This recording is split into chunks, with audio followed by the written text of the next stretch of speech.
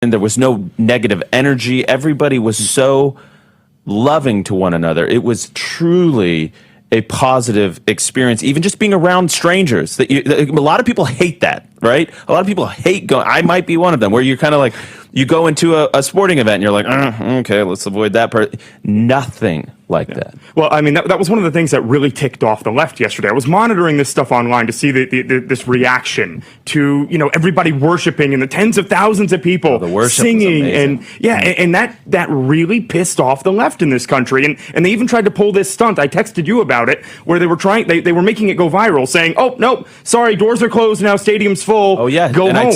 I was inside, so I texted an image to you. I'm like, this is a live look at the stadium. People are still coming in. The whole upper bowl was completely empty because they were kind of filling the stadium from bottom to top. Yeah. And I was like, please get this out. I don't know if you ended up tweeting that. Oh, yeah, it did. I mean, it got seen millions and millions of times, and because people were sharing it because they knew what was going on. You know, the left saw these images that we were putting out, like the drone footage and, you know, the video that you just showed here of these endless lines of people, and they're like, oh, this is bad. This is really bad because, you know, they're in a spiral at this point because, you know, a lot of people, as I said, been woken up. They have seen what the left has been doing over the past week, celebrating the death of somebody as wholesome and good and well-intentioned as Charlie Kirk, that they don't know what to do at this point. So they're going to continue trying to demonize us. They wanted to be able to show pictures of a crap ton of empty seats and say, you know, this was a failure. I guess people really didn't care that much. That was their goal. And they failed because if you looked at the arena next door too, that was packed as well. There's no way for them to spin it. The left really does hate to see it. And I'm going to show you even more of what they hate to see. And in fact, this is going to be an exclusive that you haven't seen anywhere else, going to the extremes for which I didn't think possible. But here we are, folks. And we can't put anything past them and their hate, their ignorance, perhaps, maybe. I told Michelle today, we were actually talking about it. We went to lunch, just the two of us, her and I, and we had a really great time, enjoyed ourselves. But we just sit, we just talk, we enjoy each other's company, but we also are trying to figure this world out, figure everything out as it is continuously changing and evolving by the second. And I told her, I said, the way that some of these people are acting, okay, and you know who some of these people are. You've seen them, you've heard them, you've watched them, you've stumbled across the reel, or they've been included in a video and someone else is reacting to them. And I told her, I said, this would be the equivalent of the same person telling you that they heard, without beyond a shadow of a doubt in Star Wars, Luke, I am your father. It's called the Mandela effect. And it's based on the acceptance from mob mentality of everyone kind of collectively, student body, whichever direction, probably far, far left in this scenario, agreeing to something that has never actually happened, agreeing to continuously share and repeat and perpetuate a lie that, is untrue. I don't know where this stuff comes from. Sometimes I feel like it's ignorant. Sometimes I feel like it's paid. Sometimes I feel like it's trolling bots. Sometimes I just don't know. But what I continue to do is continue to address it and try to educate, or at least continue dialogue and conversation with those who would like to know more. You don't have to believe me, but at the same time, don't believe everything. Don't believe everybody else. Make up your own mind. That's one of the most important takeaways I think that we should have from this is, what is your opinion? What are your thoughts? And in fact, this goes back to Erica Kirk at the Charlie Kirk Memorial and, the engagement clickbait posts that I've seen of why would she do that? Why would she do that? Okay. I get it. I know. I understand why people are putting this stuff out there. I get it. I get it. But at the same time, if you don't know why, and then you immediately go into the comment section to discover or perhaps maybe learn why, then you have to understand that negativity is what drives algorithms, and it is the cream that rises to the top, so to speak. And so even though the post itself has zero negativity whatsoever, the open-ended rhetorical question that everyone is going to assume and take negatively, especially if they don't know, will then result in the comment section being flooded with people basically lying and spreading misinformation and falsehoods. Yeah. The point I'm trying to make here is if you don't know, don't let someone else tell you what to think. Learn to think for yourself. Learn to form your own opinion. Learn to have ground to stand on and substantiate your position and your argument and your choice. But please make sure that if you do, it's in full context and not an edited soundbite clip or hot take, because whew, boy, it's only September 2025, folks, and things are going to get so freaking messy and muddy and dirty this time 2028. I don't even know. I hope to still be around and be here with you guys, but I also hope that so many more of you are just better than me, smarter than me, educating me, and we have come full circle and have gotten past this era of absolute total garbage and bullshit. Maybe we're getting there with the new, perhaps maybe, oversight for TikTok in the US, maybe. Granted, Gavin Newsom is issuing or attempting to write new laws in California about posted content, which is going to be absolutely insane. Maybe we come around. Maybe we discover that negativity and problems and hate doesn't have to be what drives and fuels the society. But I'm not going to hold my breath or put any large sum of money on that bet. I don't even think Polymarket has that as an option. But I came across these two posts and I screenshot them because I felt like they didn't need to exist, but I thought that the conversation needed to be had. These comments don't come from this channel. They actually come from a different channel of mine, and it's my car channel. And granted, on my car channel, it's funny, it's like, look at me giving a shit about what other people think. I honestly have to respect you and value your opinion for you to be able to insult me. And so instead, I appreciate you doing my job for me, or at least helping to create the dialogue and open up this backyard for another back porch chat and conversation that hopefully is going to improve people's lives and at least continuously drive our initiative, our movement forward in conversation. What Charlie Kirk was all about was conversation, dialogue, perspective. And so I'm going to share these with you. These people have been hidden from the channel, so none of their comments will show ever again. But I will share what they said, and then we're going to continue on with some of the other clips I have on this video.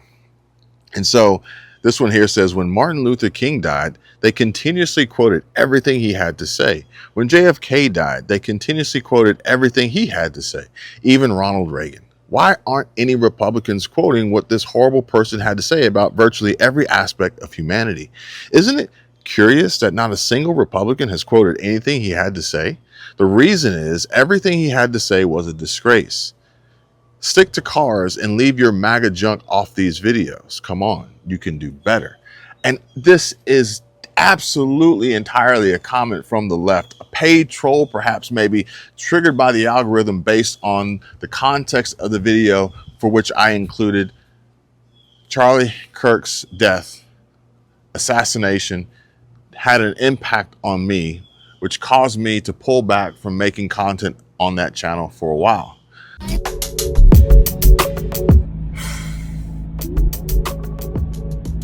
I got a lot of videos recorded. I got content I need to put together, but I've been in a little bit of a weird headspace, and I think I'm back. I'm working on it. And actually, I was putting together this super random video, the C8 Z06 Porsche 911 Turbo S comparison video that no one asked for. And in the middle of it, I got terrible news. And I was actually working on another video for another channel, and I had to share the fact that Charlie Kirk was assassinated. And it really took a toll on me at a time where I was kind of battling myself with maybe a little bit of being an introvert or whatnot. Maybe I've been doing this too long or whatever. I don't really know, but just so much negativity and so much hate, to see it actually play out in a world where I feel like it was close to home. Thoughts and prayers, condolences, may he rest in peace. This should have never happened, but I'm pushing through. You know, this is not, I don't want to, make light of the situation or pretend like it's, woe is me or anything like that, but it did take a toll on me. It had an effect on me, and it was eye-opening. It was an awakening. And my wife and I, we went down to Fort Lauderdale. We spent our anniversary down there and hung out. And, she and I, we talked about it a lot. We still talk about it daily. As far as, what it means, where we go from here, and a resolution. And there's just so many thoughts and emotions passing through. And, here I try to keep it upbeat and light and fun and car and automotive. And I can't ignore the fact that I'm a real person and that this is real life, and that, I'm actually allowing you guys into mine. So I'm keeping that in consideration. Will Motivation actually commented on a video and made me think. He said that he really liked my beauty shots and the slow pans around the car, because I think he's about to go pick up whatever C8Z blank blank he's going to get soon, which is really cool, because that means that the stop sale will be, there will be no more stop sale if that is the case. And that means a recall is coming soon for the fuel filling issue that exists, although it's nothing that bothers me or scares me or concerns me. But that comment from Will and the experience we had with Teddy yesterday at Moss for his Car Fiend or Cars and Coffee really was an eye-opening, is an awakening. It was a reminder that, yes, negativity is out there. Yes, hate is out there. Yes, stupidity and ignorance exists out there. However, if I look at it from the perspective of a business, for instance, yeah, fraud exists, theft, loss exists, problems exist, but I wouldn't necessarily not start a business because I was afraid or I didn't want to have anything to do with the negatives. Although they stick with you, they are minuscule in the big picture of the positives, the good that still exists out there, the people you can meet, the relationships you can build, the changes that you can be a part of in other people's lives and the world for the better. And so I'm back. And really, if I'm being honest with you guys, it was more so the reaction of the world and the celebration of such a horrendous and tragic event that really had taken a toll on me, on top of having seen the footage myself. Okay, so there's that. But it's funny, because to say that Republicans aren't quoting Charlie Kirk is absolutely impossible to believe, from the standpoint of, I don't know how many times I've been sharing Charlie Kirk's posts, and I'm not the only one. So this is projection. This is propaganda. This is trying to get other people to believe a story that you are creating and fabricating that isn't even remotely close to being true. And it has no place here, okay? Don't even try to insult me and say stick to cars and leave your MAGA junk off these videos, because, yeah, I mean, that clearly says a lot about you, more so than it does about me. And guess what? This is my party. Every video I make, granted, is an invitation to the masses, but just because you showed up doesn't mean you get to stay. And so hide user from channel is an amazing, a fantastic feature of YouTube back-end studio analytics. So yeah, good job, YouTube. Now, this one here says, my issue is don't force anyone on us. Some people are not going to like Kirk, and that's okay. But forcing everyone to like one man is crazy. No one wishes death on him, but this is what happens when you treat your political party like it's some type of religion, and it's not. And here's the deal. No one's pushing anyone onto anyone. If anything, liberal, left-leaning, mainstream media, Democrats do it all the time. Hell, they push their entire presidential candidate, Kamala Harris, onto you without even receiving one single vote, having a primary, and then giving her the shittiest VP known to man. And don't get me started on the shit that she's put in her book, the hot takes that are coming out, the interviews on MSNBC with Rachel Maddow and her moving on to The View. Give me a fucking break. If you have to pin it down to one thing, what was the primary reason, do you think, that you lost? There are many factors. I would just say that if you want a messenger to go against Donald Trump, you could do far better as Democrats than Kamala Harris. What are we talking about here? As a sort of talent spotter in the Democratic Party, Yeah. What do you think of him and his candidacy? And what do you think of mainline Democratic shyness and agitation about the prospect that he's going to win? Look, as far as I'm concerned, he's the Democratic nominee and he should be supported. Do you endorse his candidacy? I support the Democrat in the race, sure. But let me just say this. He's not the only star. I know that, he's in New York, and I know New Yorkers think they're the center of the world, and here we are in New York having this interview. It is the biggest city in the country. And I love New York, as the saying goes. I really do. But, I mean, there are people like Barbara Drummond in Mobile, Alabama, Helena Moreno in New Orleans. They're all running for mayor, too, and they are stars. So I hope that we don't so over-index on New York City that we lose sight of the stars throughout our country who are right now running for mayor and many other offices, governor, and so on. So that's where I am. We got a big tent, and we got a lot of stars. 2026 is shaping up to be an election that is going to be filled with Democratic primaries, though. Well, let's take a look at her net favorable ratings nationwide. Back in October of 2024, she was at -5 points. Not exactly great, but pretty close to the zero mark, right? I think that played into the outcome of that election. But I think probably one of the biggest in my mind is we just didn't have enough time. You didn't have enough time. We didn't have enough time. Oh, yeah. Well, you didn't. And, one of the reasons I wrote the book is this is unprecedented. Think about this. Yeah. That there's a race for president of the United States. The current sitting president is running for re-election. 3.5 months from the election, he decides not to run. The sitting vice president then takes the mantle, running against a former president of the United States who had been running for 10 years with 107 days until the election. I guess I'd ask you to just elaborate on that a little bit. It's hard to hear. With you running as, you're the first woman elected vice president.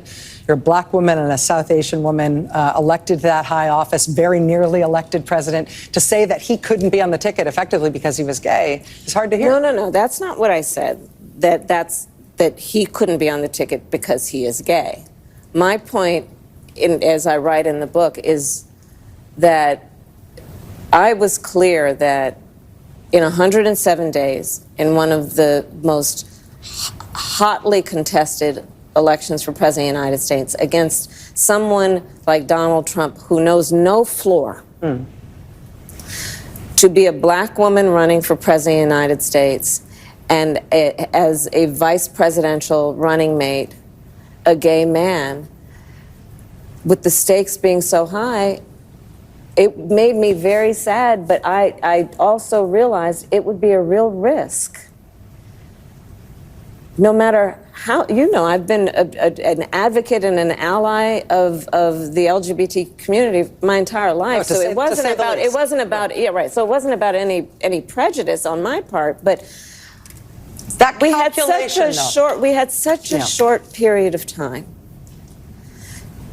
And the stakes were so high. I think Pete is a phenomenal public servant. And I think America is and would be ready for that. But when I had to make that decision with 2 weeks to go, and maybe I was being too cautious, I'll let our friends, we should all talk about that. Maybe I was. But that's the decision I made, and I, as with everything else in the book, I'm being very candid about that. Yeah. With a great deal of sadness about also the fact that it might have been a risk. Pretty close to even. But now, down under she goes. She's at minus 13 points. That's an 8-point drop. I didn't fully appreciate how much people wanted to know there was a difference between me and President Biden. I thought it was obvious. And I didn't want to offer a difference in a way that would be received or suggested to be a criticism. Well, if anything, would you have done something differently than President Biden during the past 4 years? There is not a thing that comes to mind in terms of, and I've been a part of most of the decisions that have had impact. Since the general election among the overall electorate, she is not well liked at this particular point. The American people, they don't want this. They don't want her. And in the campaign, full time I was pointing out the differences. My theory of the case was we need to bring costs down. We're going to extend the child tax credit. We're going to have Medicare. And right now we are dealing with, as I called him at my speech on the ellipse, a tyrant. We used to compare the strength of our democracy to communist dictators. That's what we're dealing with right now in Donald Trump. And these titans of industry are not speaking up. And perhaps it is because his threats and the way he has used the weight of the federal government to take out vengeance on his critics is something that they fear, and I get that. I understand why they do. We've seen the demonstration of it. And by the way, another piece of what is unprecedented and a bit historical about that race, it is the closest presidential race in the 21st century in terms of the outcome. Wow. The closest. Say that again, because he likes to say over and over again he's got a mandate. And that's part of why I wrote this book. Who cares what she has to say at this particular moment in time? I hope the book is successful. When you had an opportunity as the Democratic nominee for the presidency of the United States of America to address so many different issues, and instead what you did was go into protective mode. You wanted to show your loyalty or what have you, and then you lose the election. And what you want to do is point out all the reasons that you didn't win and point the finger of blame, it seems, in everybody else's direction instead of yourself. I don't think that she's going to have any support from the Democratic Party. I can tell you that much. And then you have to take into consideration the level of support that she had coming in. This is an individual that was, that was used to bypass what some would say the democratic process is. There was no primary. Yes, Joe Biden was awful during that debate, that June 27th. Yes, he ultimately stepped away in July. But if you talk to many people within the Democratic Party, they were talking about how this was all part of the plan, because had he departed significantly earlier, when we all saw slippage in him, as far as I was on a record a year earlier, seeing the slippage, Had he departed, there would have been a Democratic primary. She would have had to compete to be the Democratic nominee. And there were people who did not want her to do that because clearly they didn't believe. You know, whether it was Gavin Newsom, whether it was Barack Obama or somebody else. And it seems like she knew it. And that was the kind of feedback she received. And to talk about all of that now, post-election loss, nobody wants to hear that. That's crying, that's whistling into the wind. Well, my friends, the joy has left the building officially. Miss Kamala Harris lost the popular vote, lost the Electoral College, and she did not outperform Biden in a single county from 2020. There is not enough aspirin in all of Washington, D.C. to nurse the hangover Kamala Harris probably has right now. She still has not conceded the election. Now, someone else the news isn't talking about right now is Mr. Jazz Hands Tim Walz. Kamala Harris, this is to you right now. Sweetheart, come close. Why would you choose Tim Walz as VP from Minnesota when you need to win Pennsylvania? Kamala was operating from a place of ego when she did not choose Josh Shapiro to be her running mate. She was also capitulating to the pro-Palestine wing of her party. In the next order of business, if Kamala Harris is losing with men, if men are fleeing the Democrat Party in droves, you don't need Katy Perry, Oprah, Beyonce, Lady Gaga to come out and be your surrogates in the last stretch of the campaign. Now, I'm about to go watch The View this morning because the dopamine and serotonin I'm going to get from the meltdown is going to carry me through the rest of the week. But I have to say this, when Kamala Harris went on The View, they asked her, would you change anything from the last 4 years? She said, no, nothing really comes to mind. That is when her campaign ended. Now, I'm not in Mensa, but I do have a brain between my ears, and I can look at the data to see that an overwhelming majority of Americans say the country is on the wrong track. So when you say you wouldn't change anything from the last 4 years, you're not looking like the change agent Donald Trump is. And Kamala Harris, when you wake up this afternoon to give your concession speech, you can make fun of Donald Trump, you can be mad at him, his supporters, but you have to look in the mirror and take responsibility and culpability for your loss. You lost the presidency to a man who held a press conference in a garbage truck. Let that sink in. You know, I got to say just quickly on this, she didn't speak up, but neither did Josh Shapiro. Neither did Gavin Newsom. Neither did all, I mean, you know, everybody just kind of stood by and, you know. Oh, no, John. Don't do that. Don't do that. Josh Shapiro is the governor of the state of Pennsylvania. He has a job. He's in office, okay? The reality is that you were the vice president. You were swearing up and down that you were in the room for all the major decisions. And then come to find out, you're acknowledging that that was not the case. So if you're an American voter, which I am because I am no politician, I am an American voter. I am a conscientious observer. And I'm hearing this stuff from you now, which was opposite of what you were verbalizing to America in pursuit of their vote. Now that you're trying to sell a book and we're hearing a totally different tune, all I'm trying to say to you is that folks are going to remember that, and you weren't that strong of a candidate before. Respectfully, remember, she didn't make it to Iowa in 2020, okay? And then in 2024, you lost every swing state. You lost a popular vote for the first time since 2004. Nobody wants to hear it now. I believe her political career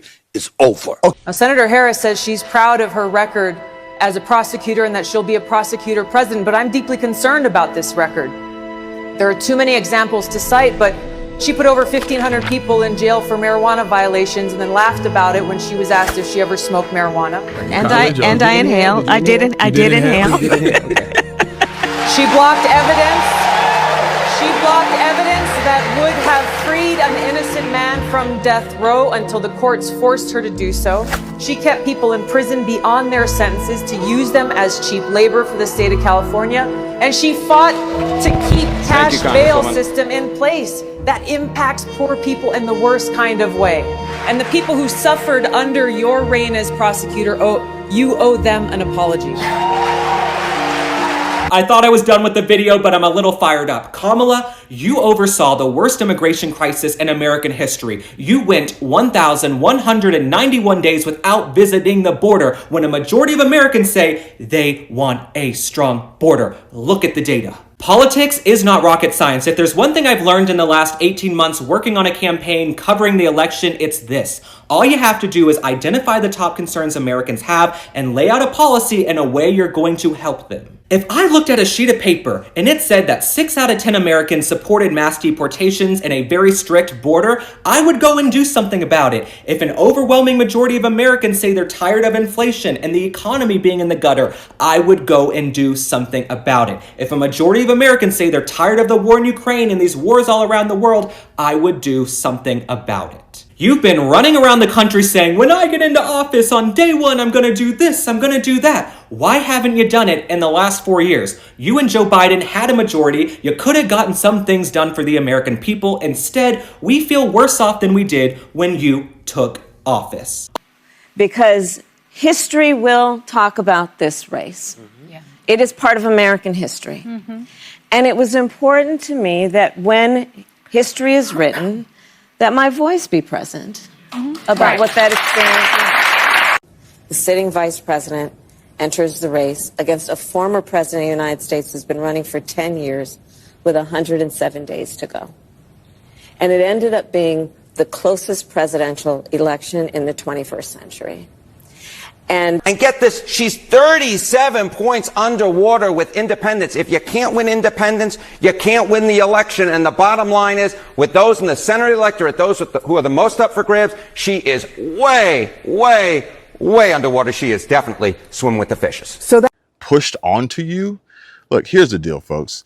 I'm not trying to push anything onto anybody besides being better informed, being wiser, being smarter, being just better, you know, as any way impossible that you can take that, please do.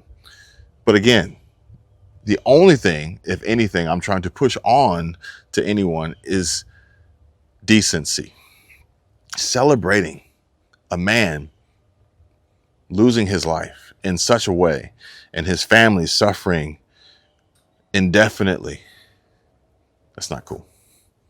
It's not cool. We don't address that as the root cause. Oh, it's white supremacy, it's injustice, it's economics. We're dancing around the core of the issue. I guess what I'm saying is, right, and you've perfectly actually laid out the dichotomy here. It is a fact, obviously, that black people disproportionately commit crime in this country. No one's arguing that. Black data shows they were actually better in the 1940s. It was bad, it was evil, but what happened? Something changed. They committed less crimes. Maybe they were afraid. I mean, 4,000 Black men, women, and children were killed in violent lynch mobs. If that's your explanation, but I guess racial terror permeated American culture for hundreds of years. Black America is worse than it has been that affected in the last 80 years. The generational psyche of an entire group of people? Well, I'm sure it did. I'm not discounting that. I'm just. But you either believe that that is due to a complex intersection of social, economic, and like leftover effects from previous inequalities, or you believe that that is an inherent trait to the race. No, I don't. Because they weren't that way in the 1940s and 50s. Black America was one of the most peaceful, flourishing, fastest growing economically communities in the country. It's not genetic. You're trying to point something on me that I don't believe.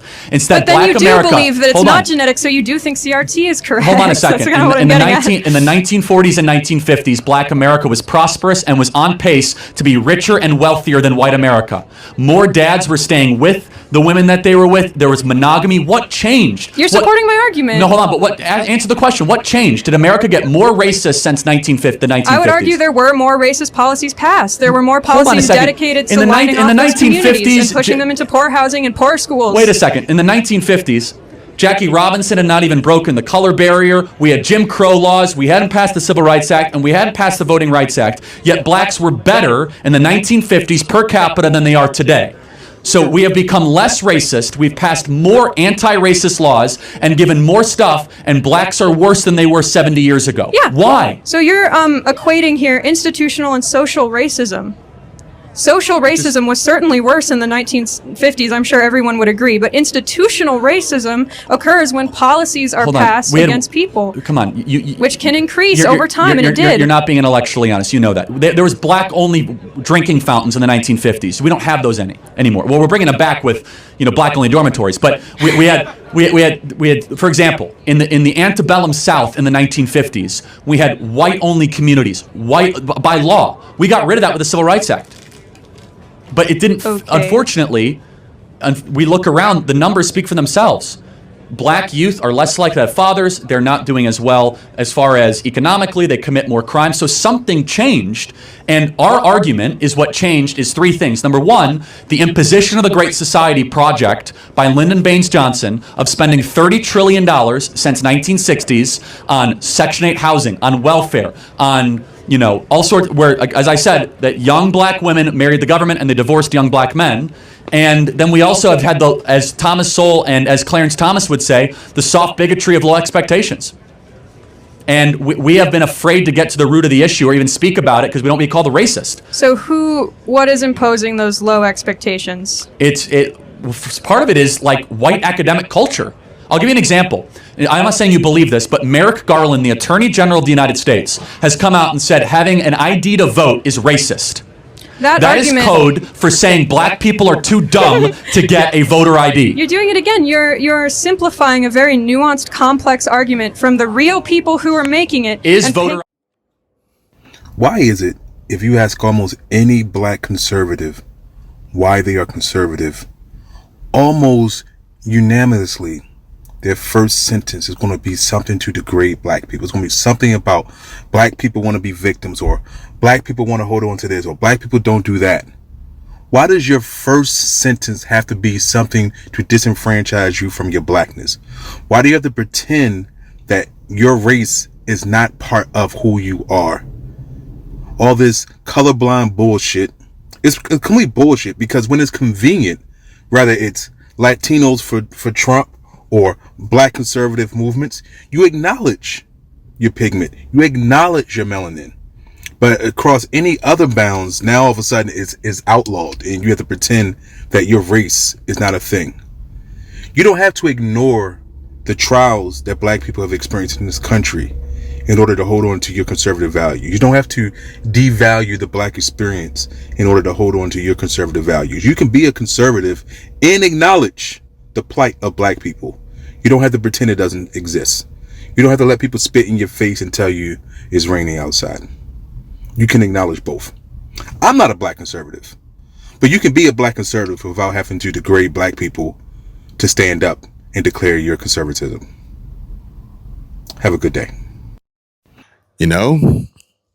Funny, no one's ever asked me that, but let me tell you why I'm a conservative. Straight from the gut, no sugarcoating. And it's not just a label, it's who I am, woven into every fiber of my being. It's about seeing the world clearly, standing on principles that make sense, and refusing to bend to the chaos of so-called progressive ideas that feel like a betrayal of everything I hold dear. First off, I know the difference between a man and a woman. It's not hate, it's biology. It's the way God made us, plain and simple. Men don't birth children. Never have, never will. That's not judgment. It's a fact. I don't need a biology degree to see what's right in front of me, and I'm not going to twist myself into knots pretending otherwise just to make someone else feel comfortable. Progressivism demands I ignore reality, and that's a hard fucking pass. It goes against every ounce of common sense in my bones, and while we're at it and on the subject, I have zero desire to pierce my septum or dye my hair blue. That's not me being mean. It's me being me. I don't need to signal my virtue with a new hairstyle or a nose ring. I'd rather stand tall in who I am than chase trends that scream, "Look at me," louder than they say anything meaningful. At the core of it, I'm a conservative because I believe in Jesus Christ as my Lord and Savior. That's my foundation, my rock. It shapes how I see the world, how I treat people, how I make decisions. No matter the circumstances, I'd never celebrate someone's death or cheer for an assassination over political or religious differences. That's not just wrong, it's evil. Life is sacred, period. I don't care how much I disagree with someone's views. Wishing harm on them isn't strength, it's weakness.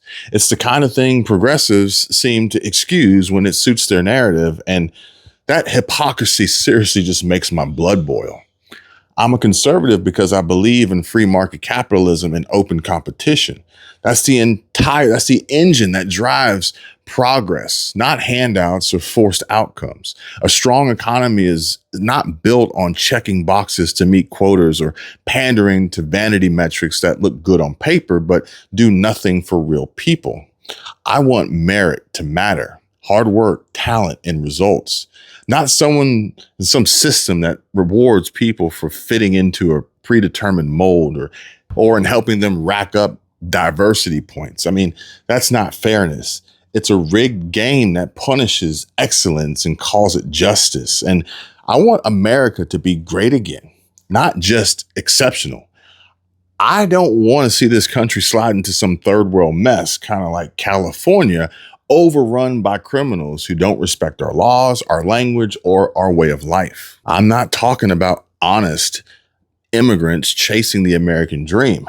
I'm talking about those who sneak in, like riding inside of a Trojan horse, working from within our own government to tear us down. Omar, that's not conspiracy talk. It's a fear grounded in watching what's happening around us potentially get worse before it gets better.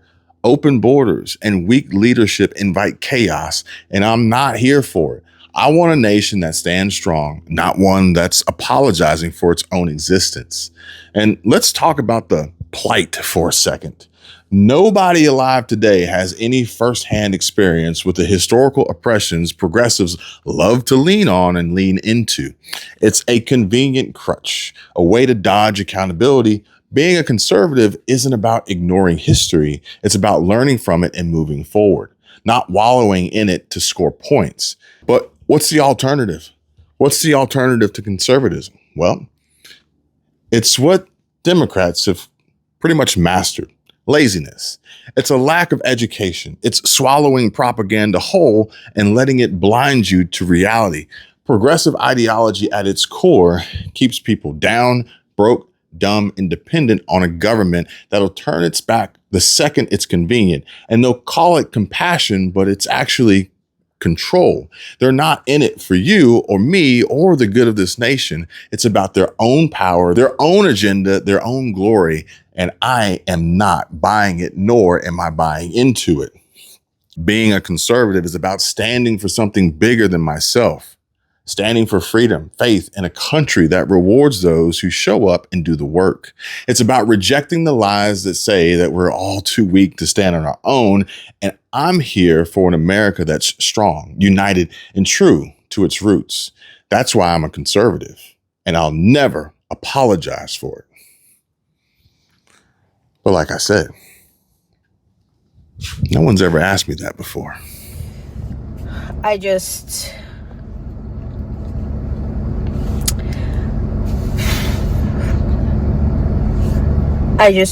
know that he's up there with our Lord, our Savior, and to everyone, his family, everyone who was affected by his change and his movement. God bless all of you. And I pray that we come together and we really come together like never before. Like, I don't think y'all understand how impactful this is for a lot of people, especially someone like me who I don't really get too caught up in like social media people and stuff like that, to the point where I'm attached to them or I idolize them or anything. I don't believe in idolization. What I do believe is deep admiration, and that's something millions of people have for Charlie Kirk. And so I pray for his family.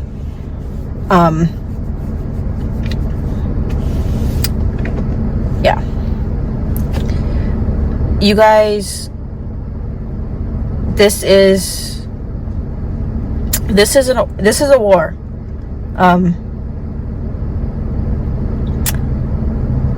This is not something I was ever expecting to happen. And none of us know when our time is going to be. So we have to live every single day to the fullest. And we have to make sure we're living every single day. We're living for Christ. So God bless Charlie Kirk and his family. And I'll see you guys in the next video. And if you are interested in saving money, specifically on your Medicare, then make sure you give our friends at Chapter a call. And I want you guys to really, really pay attention here, because it's come to my attention that most seniors are not on the best Medicare plan. They're either overpaying for the same coverage they could get elsewhere, or they don't have the coverage they need in an emergency. Chapter can review your options in under 20 minutes. It's fast, it's simple, it's easy, and it's free.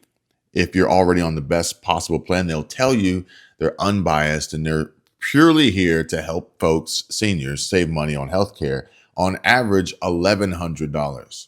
And if you're not on the right plan, they'll help you switch, even if it's to a plan that pays them nothing. Again, unbiased, folks. This is unique and unlike any other Medicare provider out there. And this is exactly why we love Chapter so much, because they're literally just trying to help people. Chapter works for you, not big insurance or the government. And there's no pressure, just honest, free advice from professionals who know Medicare inside and out.